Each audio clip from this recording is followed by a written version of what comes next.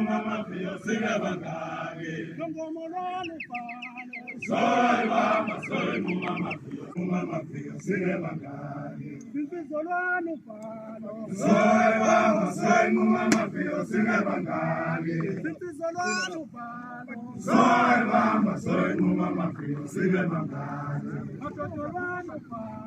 Soy mama pio siga bangage. Mashandolano palo. Soy mama pio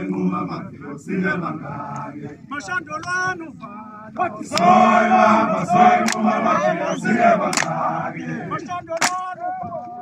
Soy mama pio siga bangage.